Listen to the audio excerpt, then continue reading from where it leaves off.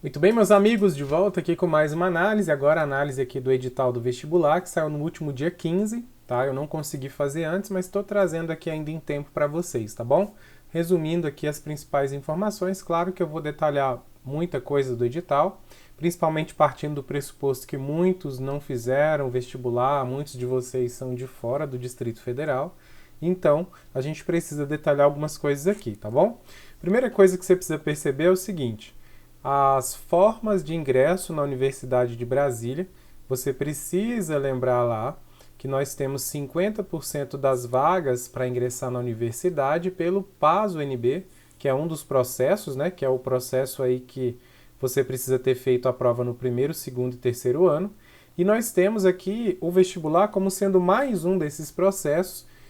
Aqui nós temos três principais processos de ingresso. Então, 50% das vagas, que vai dar mais ou menos aí 4.000 vagas, nós teremos pelo PAS-UNB, e nós teremos aqui 25% dessas vagas sendo colocadas aqui à disposição pelo vestibular tradicional, esse vestibular que a gente está falando do edital aqui. Aqui vai dar mais ou menos 2.000 vagas, tá? E nós temos a outra forma de ingresso, que é utilizando a nota do Enem por meio do processo seletivo chamado Acesso UNB-Enem. Então aqui também eu vou ter 25% das vagas, vou ter mais ou menos 2.000 vagas. Então veja que o vestibular é uma das maneiras de ingressar. Nós teremos aí então o ingresso para o primeiro semestre letivo de 2023. Curiosamente, não é muito comum que o vestibular tradicional ele apareça para as vagas do primeiro semestre. Antes da pandemia, até 2019, o vestibular ele sempre liberava o edital em abril para ter provas em junho para você começar a estudar na UNB em agosto, tá? Então ele é um vestibular que acontece para entrar no meio do ano, no segundo semestre. Por conta do calendário estar deslocado, nós tivemos um vestibular em 2022 já, no início, no primeiro semestre, e a gente está tendo aqui pela primeira vez um vestibular no meio do ano para acontecer no segundo semestre, para ingressar no início do semestre, no início do ano letivo, né? Então aqui é o primeiro semestre de 2023, então vai ser para ingressar no primeiro semestre. Então significa que aqui, metade lá de quem ingressar nesse primeiro semestre, 25% aqui vai ingressar pelo PAS-UNB e 25% aqui vai ingressar pelo vestibular tradicional, que é esse edital aqui, tá? Os outros 25% do PAS vai entrar no segundo semestre de 23, provavelmente então o restante vai entrar no segundo semestre também lá de 23 com o Enem, beleza? Então aqui é uma das formas de ingresso. Lembrando que a Universidade de Brasília vai ofertar as vagas para o campus da Ribeiro, campus de Ceilândia, Gama e campus de Planaltina, tá bom? E aí o que nós temos aqui? Curiosamente, esse vestibular também está trazendo aqui, ó, ele mesclou informações aqui das vagas aí, ó, para licenciatura em língua de sinais brasileira, português como segunda língua. Eles meio que mesclaram o edital. Eu vou falar mais do que diz respeito ao vestibular tradicional, tá? E depois eu falo dessa prova, né, que também vai contemplar, vai estar junto aqui no edital, mas com data diferente, número de vagas separado, diferente também, por isso que eu vou separar essas informações para um outro vídeo. Então eu não vou falar aqui do curso de licenciatura em línguas de sinais brasileira e vou falar apenas das vagas para o vestibular tradicional, beleza? Que são os cursos aí clássicos que vão aparecer na tabela do edital. Então a gente precisa saber isso, né? Início do primeiro semestre letivo de 2023, tá? E a gente precisa saber também como funciona a divisão das vagas, tá? Se você não conhece, eu vou explicar aqui. A divisão das vagas lá na UNB, você vai ter aqui, ó, que 50% das vagas é para estudantes de escola pública, tá? E 50% das vagas acaba sendo para estudantes de escola particular, né? Sendo que desses 50, eu vou ter aqui ainda 5% desses 50 dedicados aqui a candidatos na cota para negros, tá? Essa cota racial aqui é para os estudantes da Ampla, do Sistema Universal, candidatos de escola particular. Porque a cota racial de escola pública, ela vai estar aqui dentro, tá bom?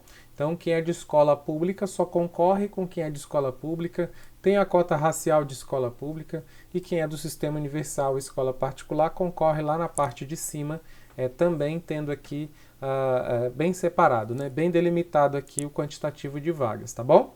Então, quem for concorrer no sistema de cotas de escola pública, ao selecionar que é de escola pública, que quer concorrer na cota de escola pública, vai ter que escolher as subcotas. Lá na cota de escola pública, os estudantes vão poder se inscrever em várias subcotas. Então, lá dentro da escola pública, você vai escolher, além dessa condição de escola pública, você vai poder escolher a questão da renda, tá? Se é renda menor que um salário mínimo e meio, ou, né, menor ou igual, ou então se é renda maior que um salário mínimo e meio. Então, essa é uma das primeiras coisas, tá? Se é uma renda abaixo de um salário mínimo e meio per capita, ou se é uma renda acima de um salário mínimo e meio per capita. E aí, além disso, o candidato aqui ele vai poder também assinalar se ele quer concorrer na modalidade PPI ou na modalidade não PPI. O que é isso? Preto, pardo ou indígena. Se você se considera preto, pardo ou indígena, você precisa então marcar se você quer, né, concorrer na opção do PPI. Se você se considera, você então vai na condição de PPI. Então, ao escolher a faixa de renda, você vai verificar também a questão racial. Então, veja que você acumula cotas aqui. Então, eu sou baixa renda, eu tenho uma renda per capita menor que 1,5. Mas você é PPI ou você é não PPI? Eu me considero preto, pardo ou indígena. Então beleza, então eu vou na renda menor que 1,5 e PPI, tá? Agora, se eu não me considero, eu vou na renda não PPI. Se eu for de renda alta, renda maior que 1,5, eu também vou escolher a questão racial. Então eu vou marcar que eu sou o PPI, ou eu vou marcar que eu não sou o PPI, eu não quero cota racial, beleza? Além disso, nós teremos a cota aqui para pessoa com deficiência. Então a gente tem aqui a cota PCD também dentro da questão de renda e racial, tá? Então eu posso, para cada subsistema desse, também assinalar que eu sou PCD, pessoa com deficiência. E isso vai estar tanto na renda alta quanto na renda baixa, a condição de PCD. Claro que o candidato PCD ele vai precisar encaminhar a documentação, o laudo médico, comprovando a sua condição para concorrer nessa cota, e também depois ele vai ter que passar e acompanhar as datas do edital para participar da avaliação biopsicossocial. Ele vai mandar a documentação na inscrição e depois ele vai ser convocado lá para a banca, lá para eles avaliarem realmente, constatar se aquela limitação realmente está lá presente, tá? Conforme foi encaminhado no laudo médico. Então a gente tem essas questões. Então são várias subcotas, e lá na tabela do número de vagas vocês vão ver que vai estar distribuído quantas vagas tem para cada subcota dessa. Então vai estar as do Sistema Universal, vai estar das cotas para negros e vai estar da escola pública lá dentro, todas as subcotas separadinho para vocês perceberem. Se sobra vaga numa subcota, ela vai para a mais próxima. Então, se os candidatos com deficiência não se inscreverem para determinado curso, aquelas vagas vão para os sistemas próximos ali, ou seja, vai aumentar a quantidade de vagas ali para aquela faixa de renda ou aquela situação de PPI ou não PPI. E isso acontece bastante, essas vagas costumam sobrar muito, tá? E aí, o que mais que nós temos, pessoal? Na questão da inscrição, vou deixar o link aqui na descrição, alguns de vocês talvez até já tenham feito a inscrição, vou deixar o link na descrição, vou fazer um tutorialzinho também, mas na inscrição você pode se inscrever como candidato mesmo para concorrer, ou você pode concorrer ou participar como treineiro, tá? Se você vai como treineiro, você não está concorrendo, você não vai poder, mesmo que tire uma nota ótima, você não vai poder concorrer no curso lá desejado. Então, treineiro é para treinar mesmo, não é para concorrer, beleza? Mas você, como candidato, se você marcar como candidato, você vai estar concorrendo, tá bom? E aí, a gente tem lá uma taxa de inscrição de R$ 147, que para os candidatos de baixa renda, eles podem encaminhar a documentação para não precisar pagar. É a chamada isenção de taxa, que eu vou mostrar quais são os dois casos. Já já a gente está chegando lá nessa parte do edital, tá bom? Então, olha só, A gente, na inscrição, vai precisar de quê? Do CPF. Se você não tinha cadastro no Sebrasp, na página da banca Sebrasp, você vai fazer um cadastro inicial, depois você vai procurar lá o vestibular UNB e iniciar o procedimento de inscrição. Nesse procedimento, você vai ter cadastrado lá o seu RG, o seu CPF. Muito cuidado para não errar o CPF ou o RG, porque dá um trabalho para trocar isso depois, talvez não dê tempo de trocar até o resultado. Então, muito cuidado com essas informações. Além disso, eles vão pedir o quê? Uma foto. Já tem um bom tempo que eles estão pedindo uma foto do candidato, uma foto atualizada, uma foto que esteja o rosto descoberto, visível, né? Que os olhos estejam visíveis e tudo mais, de preferência com um fundo meio uniforme, né? De preferência mais claro, que a foto fique bem definida, né? Bem destacada, e que seja uma foto recente, que mostre dos ombros acima, como se fosse uma foto 3x4 mesmo, tá bom? Vamos lá. O que mais? Na inscrição eu vou indicar minha foto, vou tentar colocar minha foto lá e ajustar de acordo com os parâmetros que eles exigirem. E quando lá na frente você for escolher um curso, vocês vão perceber que na listagem vai ter cursos com asterisco, tá? Lá o curso que tiver esse asterisco aqui, significa que é um curso que exige prova prática, prova de habilidade específica. E o edital ele é bem claro aqui que o candidato, para se inscrever num curso desse, tem que ter essa habilitação, já tem que ter feito a inscrição do edital da prova de habilidade específica antes, ter essa certificação, ou então torcer para que apareça um nesse meio termo e participe e consiga a nota mínima, que costuma ser 5, tá? Então, quais são os cursos que nós teremos esse asterisco lá? Provavelmente lá, tradicionalmente, né, nós teremos ali em artes, tanto visuais quanto cênicas, e nós teremos também para música, tá? Então, esses dois cursos, normalmente, eles vão exigir prova prática. Só que você precisa ter feito, de preferência, previamente, já tem essa habilitação aí, senão você não concorre, tá certo? Antigamente o curso de arquitetura, design também exigia, mas já tem um tempo que não está exigindo mais.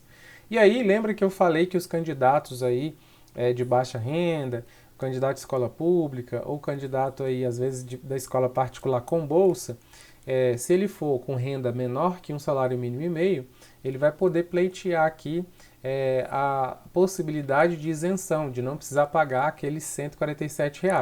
São duas possibilidades. A primeira delas é mediante o CAD único, né? Mediante ali o número do NIS. Você, ao indicar essa possibilidade lá no meio de pagamento, que você quer a isenção, marcando que você quer essa possibilidade do Decreto Federal 6593, né? E também do Decreto 1116, você vai então indicar lá que você quer por essa modalidade e quando você marcar vai pedir o número do NIS. Muito cuidado porque aqui tem que ser o número do NIS do aluno, não é o número do NIS da mãe, tem que ser o do estudante, tem que ser o do candidato. Então você tem que pesquisar qual é o número do seu NIS e colocar ele correto, senão não vai dar certo. Beleza? A inscrição, a isenção, ela não será aceita. Então colocou o número do NIS certinho na inscrição, confirmou, né, e preencheu ali eletronicamente ali a declaração de que você de fato é de baixa renda, é só marcar, assinalar lá, você provavelmente conseguirá essa isenção, não vai precisar mandar nada, tá? Agora, a segunda possibilidade, para quem não é candidato aqui do NIS, existe a possibilidade de quem tem então a renda menor que um salário mínimo e meio, tentar também por meio da Lei Federal 12.799. Aqui o candidato precisa de quê? Ele precisa comprovar cumulativamente que ele tem a renda menor que um salário mínimo e meio per capita, ele tem que comprovar que ele cursou o ensino médio em escola pública ou que ele foi de escola particular com bolsa, tá? Então tem que ser uma dessas possibilidades aqui. Então estudante completo aqui é o de ensino médio, fez o ensino médio completo em escola pública ou então que ele tenha cursado o ensino médio completo com bolsa integral em escola particular ou então misto. Parte na escola pública, parte na escola particular com bolsa, ele pode pleitear a isenção. Não pode concorrer em cota de escola pública não, tá? O candidato de escola particular com bolsa não pode concorrer na cota de escola pública, mas pode tentar isenção para não precisar pagar, beleza? E aí o que a gente tem, pessoal? O que o candidato vai precisar mandar para comprovar aqui? Eu vou fazer um vídeo separado só para mostrar a documentação, tá? Para não ficar muito longo esse vídeo aqui, eu vou falar só sobre a parte da documentação que será necessária enviar e onde enviar essa documentação para não ter perigo de você ficar de fora. O que mais que a gente precisa aqui, galera? A gente precisa aqui, ele até destaca, né, que não será necessário enviar a documentação 2 vezes.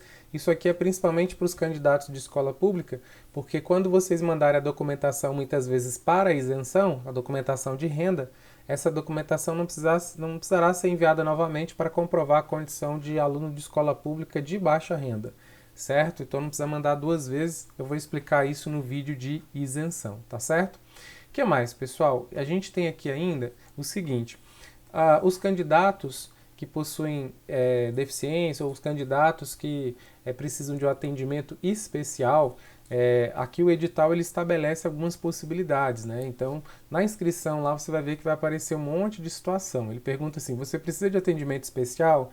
Aí abre um monte de coisas lá quando você marca que sim. As situações são as mais diversas, então muitas delas vai ser assim, o candidato necessita de tempo adicional de prova, aí tem todos os casos lá. O candidato, se ele faz jus a isso, ele precisa encaminhar a documentação médica informando que ele necessita desse tempo adicional. Ou às vezes eu tenho uma candidata que está amamentando, ela precisa amamentar durante a prova.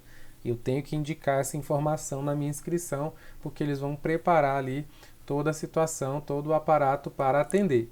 O candidato transexual, travesti, também faz jus, é lei, faz jus aqui ao nome social. Então ele pode solicitar ser tratado com o nome social na inscrição, tem que indicar na inscrição para que na prova apareça ali o nome social, tá certo?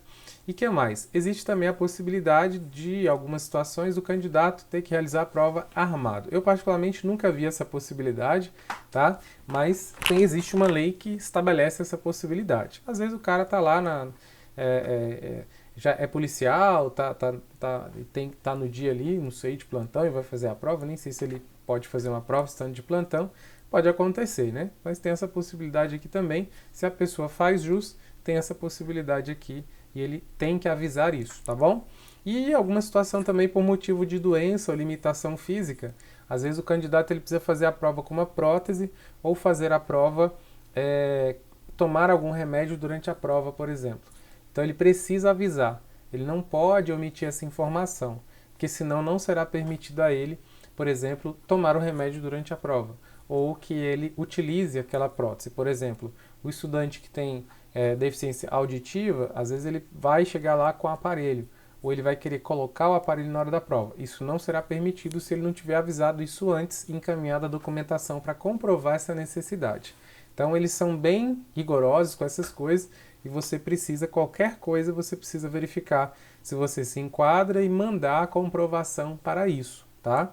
Os candidatos também, por questões religiosas, pode também indicar antecipadamente para poder usufruir essa situação, tá bom? Beleza? Avançando. A gente tem aqui também, pessoal, o candidato com deficiência, ele, para comprovar essa condição, o próprio edital estabelece quais documentos ele vai enviar. Normalmente é o laudo médico com todo o detalhamento, o relatório médico completo, com o CID, com tudo explicadinho, né? E se puder anexar mais coisas ainda, manda tudo, mas tem que ser um laudo médico recente, tem que ter no máximo 12 meses, tá bom? O que mais, pessoal? O sistema de cotas de escola pública, como eu falei para vocês, né? Curiosamente, por conta da posição em que saiu esse edital, aqui vai acontecer uma coisa inédita. Qual é? Se você está no 3º ano do ensino médio em 2022 e está cursando o 3º ano, você vai poder fazer valendo. Normalmente isso aqui não é possível, tá? Principalmente quem é de escola pública. Mas agora será possível dessa vez. Provavelmente o ano que vem não será possível. Então aqui, ó, o candidato que tenha cursado integralmente os 2 primeiros anos do ensino médio, tá? Em 2022, e em 2022 esteja cursando ou já tenha 3º ano de escola pública regular, ou EJA, ou já tenha concluído, né, o ensino médio. Então se você já terminou o ensino médio, beleza, pode participar normal. Você que ainda está no ensino médio, está no 3º ano, você também pode participar, tá bom? Se você terminou pela EJA, pelo supletivo, pelo Enseja, também pode participar, não tem problema algum. Antes, o problema era quem estava cursando o terceiro ano e que saiu o edital. Aí normalmente não podia participar, porque vocês vão precisar da declaração de conclusão no ato da matrícula. Quando sair o resultado, já vai sair a convocação de vocês para entregar a documentação, você precisa da declaração de conclusão. Ou seja, quando você terminar o ano agora, terminou o ano lá em dezembro, já peça a declaração de conclusão, que você vai precisar dela quando sair o resultado, beleza? E aí é o seguinte, pessoal, muita atenção aqui, ó. Não poderá concorrer às vagas reservadas ao sistema de cota de escola pública, né? O candidato que tenha cursado ou concluído em parte ou integralmente o ensino médio em escolas particulares. Muita gente tem essa dúvida e manda para mim direto. Eu fiz só 1 ano na escola particular e 2 anos na escola pública. Posso concorrer na cota de escola pública? Não pode, tá? Eu fiz só o 1º ano em escola particular, mas o 2º e o 3º eu fiz em escola pública. Posso concorrer na cota de escola pública? Não pode. Por quê? Porque ele fala que o candidato que cursou integralmente todo o ensino médio na particular não pode e que estudou em parte. Então, se ele cursou parte do ensino médio, ele não especifica quanto tempo, então aqui dá a entender que pode ser qualquer período que você tenha cursado, pisou na escola particular e você já não vai poder mais participar. Claro que se você se achar injustiçado aqui por algum motivo, você faz a inscrição, tenta concorrer, tenta comprovar essa condição e convencer a banca. Mas ela está avisando que se cursar em parte, você não concorre na escola pública. Se você cursou um pedacinho na escola particular do ensino médio, você não concorre na cota de escola pública. Beleza? Então, avançando aqui para a gente chegar na parte final, o que mais que nós temos? Pessoal, olha só. Aqui é o seguinte, o candidato que já participou, por exemplo, se você já participou do vestibular 2022, o vestibular anterior, você vai poder reaproveitar a documentação. Se essa documentação sua foi homologada lá para concorrer na cota de escola pública, ela será reaproveitada para essa edição do vestibular 2023. Entendeu? Então, nesse caso, o próprio edital está falando que você estará dispensado de apresentar a documentação de novo, certo? A documentação para concorrer à cota de escola pública. Na dúvida, manda de novo, tá? Se ficar na dúvida, manda de novo. E o candidato que não comprovar a condição de aluno de escola pública ou de egresso de escola pública, passará a concorrer automaticamente no Sistema Universal. Ou seja, se você não mandar a documentação de comprovação de escola pública, ou se a sua documentação não for aceita, você entrar com recurso e ainda assim não for aceita, você vai concorrer no Sistema Universal. Beleza, beleza? E aí, pessoal, o que mais que a gente precisa saber, Já falei para vocês a questão da renda baixa, da renda alta, do preto pardo indígena, do PPI, da condição de pessoa com deficiência. Vamos para as datas, vamos agora descobrir mais ou menos qual é o período, em que data está a prova. Mas antes o nosso edital está trazendo o que aqui? Está trazendo a configuração da prova. A prova você vai ter no primeiro dia a parte 1 e a parte 2. Prova de conhecimentos 1, prova de conhecimentos 2. É o caderno 1 e caderno 2, Esse caderno 1 e 2 eles vêm junto, no mesmo dia, é um caderno só. Só que lá dentro está separado ali qual é a parte 1 e parte 2, as primeiras questões de língua estrangeira. 30 itens de língua estrangeira nós teremos. Você vai escolher espanhol, francês ou inglês e são 30 itens que você vai ter que desenvolver ali, tá? O que mais que nós teremos aqui? Logo após os 30 itens, nós teremos aqui a parte 2 da prova com os conteúdos comuns, As matérias clássicas aí da escola. Português, literatura, geografia, artes, filosofia, sociologia. Então aqui vai ser a prova de linguagens e de humanas, essa parte 2 aqui. E a gente tem também a redação no primeiro dia, tá? Então a gente vai ter uma redação ali, daqui a pouco nós vamos falar sobre ela. Aí nós temos lá no segundo dia de prova, nós teremos aqui a prova de conhecimentos 3, que aí nós teremos a parte de exatas e natureza. Então lembra um pouco a divisão da prova do Enem, Então a gente vai ter aqui exatas e natureza no segundo dia, 150 itens aqui, no segundo dia. No primeiro dia são 30 itens de língua estrangeira, mais 120 itens, totalizando também 150, 300 minutos aí para cada dia, tá bom?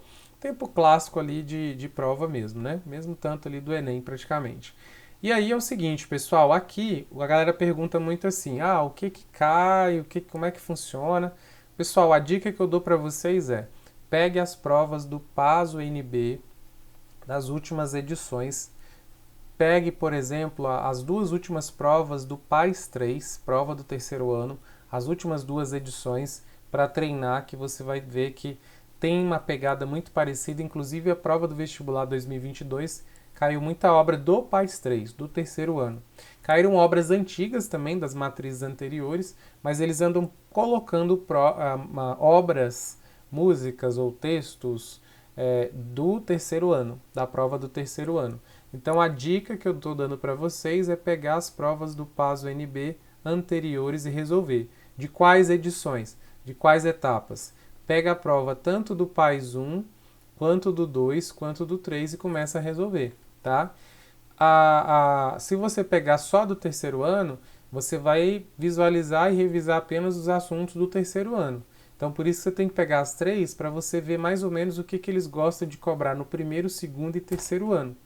Porque a prova do vestibular, você vai ver que ela lembra muito essa prova do PAS UNB. Porque ela tem a mesma estrutura, mesmo número de itens, dos tipos de itens, né? Tem menos itens, mas os tipos de itens são os mesmos, que são os itens de certo e errado, múltipla escolha, discursivo, tipo B. Então, tudo isso vai estar na prova de vocês. Então, a dica que eu dou é, o que você... quero saber, quero treinar, quero saber o que estudar, por onde estudar.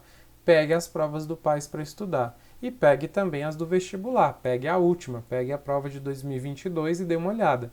A anterior só vai ser a de 2019, tá? Nós não tivemos vestibular em 20 e 21. Pega a de 19, então, de repente, pega a de 22, dá uma olhadinha, veja quais assuntos mais cobraram ali, mais foram cobrados. Você vai perceber que são os assuntos clássicos mesmo. Alguns assuntos que tradicionalmente aparecem no Enem vão aparecer nessa prova.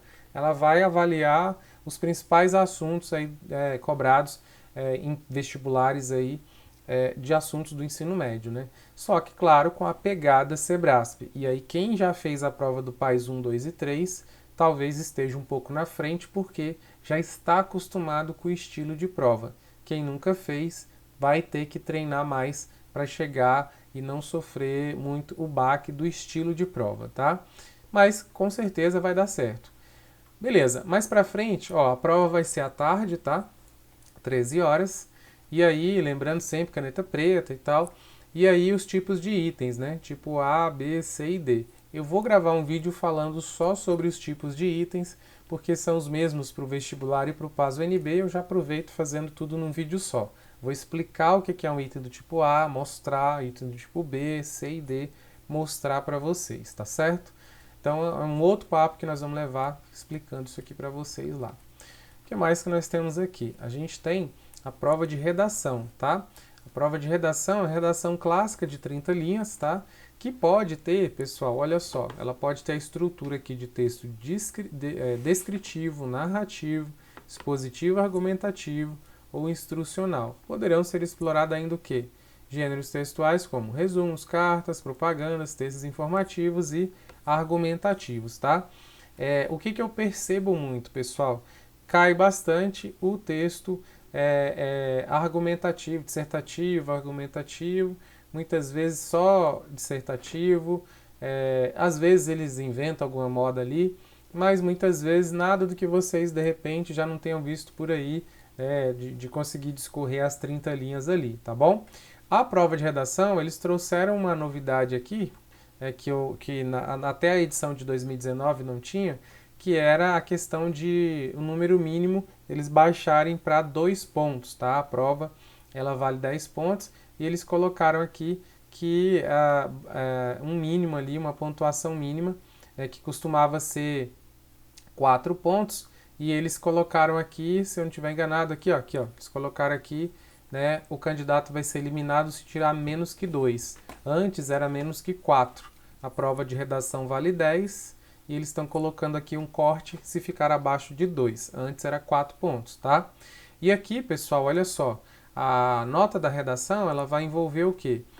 O NC que eles estão trazendo aqui, ó, vai ser justamente o seu domínio de conteúdo ali, tá? Vai ser o que você vai conseguir agregar de conteúdo ali, que você vai conseguir desenvolver dentro dos critérios estabelecidos ali no espelho.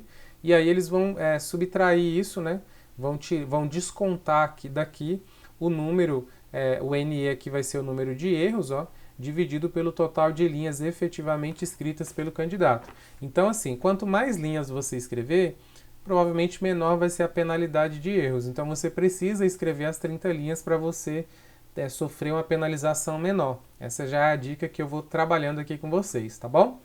A gente vai falar de redação também mais para frente, tá certo? E aí é o seguinte, pessoal, pra gente ir lá para frente aqui, já para ver as datas, certo? Antes aqui de mostrar também as datas, a gente tem aqui a divisão da quantidade aqui de vagas de cada curso. Vocês vão perceber que a quantidade de vagas é muito variada, mas aqui é o total. Aí você vai ter aqui em cada cota, a depender da cota que você for escolher, vai ter dessas 30 vagas, vai ter só 1, 2 ou 3. É normal, é assim mesmo, tá? O número de vagas ele fica fragmentado porque você vai se enquadrar numa cota dessa, consequentemente a quantidade de gente concorrendo com você fica menor também, tá? E aqui o sistema universal, que é a ampla concorrência, que aí aparece mais gente aqui, né? Aparece mais vagas. Pode parecer para você, às vezes que é de escola pública, de olhar e falar, nossa, mas são 13 vagas ali, eu poderia então de repente concorrer naquelas 13 vagas em vez de concorrer nessa aqui que só tem uma vaga, por exemplo. Só que você esquece que aqui está fragmentado nas subcotas, então aqui você vai ter um universo muito menor concorrendo com essa uma vaga. E lá você vai ter mais vagas, mas você vai ter muito mais gente concorrendo aqui. Claramente, quem é de escola pública não vale a pena concorrer no sistema universal, cada um no seu quadrado. Vocês vão perceber que é assim que funciona. Você de escola pública tem que concorrer aqui dentro, que para você é mais vantajoso, tá? E aí aqui você tem que olhar qual é o curso que você quer, né? Você tem que avaliar aqui como é que é a situação. A gente tem aqui a questão se é curso de grupo 1, se é curso de grupo 2. Essa indicação aqui vocês vão perceber que nós teremos os pesos, né? A nota que você tirar no primeiro dia de prova ou no segundo dia de prova, a depender do curso que você for querer, isso influenciará na sua nota final. Se você quer um curso de grupo 2, provavelmente você vai ter que ir melhor no segundo dia de prova, tá? E se é do grupo 1, você vai ter que ir em regra melhor no primeiro dia, mas você vai perceber que no fim das contas você tem que ir bem nos 2 dias, né? Senão não adianta também. Beleza? E aí a gente tem aqui as datas, né? O período de inscrição aí vai de 18/8 a 6/9 e nós temos o limite de pagamento aqui do boleto no dia 23/9, caso você não consiga a isenção. E nós teremos aqui a prova do primeiro dia 26/11 e nós teremos aqui a prova, o segundo dia de prova com a prova de exatas aqui no dia 27/11. Veja que é logo após o Enem. Então vocês terão um mês aí bem intenso, né? O mês de novembro vai ser bem puxado e quem vai fazer o PAS 3 vai fazer logo em seguida o PAS 3 ainda, né? Então vai ser um mês bem arrochado ali. Resultado vai sair quando? Olha o resultado aqui, ó, 16 de janeiro. Por isso que para vocês do terceiro ano vai dar para fazer o vestibular, porque o resultado vai sair numa época em que vocês já terão concluído e vocês terão condições de solicitar o histórico, solicitar a declaração de conclusão. Talvez não terão o diploma, mas terão a declaração de conclusão que vale também, provisoriamente. Aqui é a outra parte do edital que mostra quais documentos, mas eu vou fazer um vídeo separado sobre isso, tá bom? E no finalzinho aqui, eles colocam pra gente habilidades e competências que eles vão cobrar, mas isso aqui acaba não ajudando muito pra gente não, tá certo? Então eu vou falando em outros vídeos aí sobre outras questões, a gente vai falar sobre outros detalhes aqui, para não ficar maior ainda do que já está esse vídeo aqui, tá? Para não ficar tão extenso assim. Em outro momento a gente estabelece outros detalhes. Se você quer saber algum detalhe que eu não falei aqui, que não ficou claro, coloca aí nos comentários que a gente segue aqui ajudando vocês, beleza? Valeu, valeu. Tchau, tchau.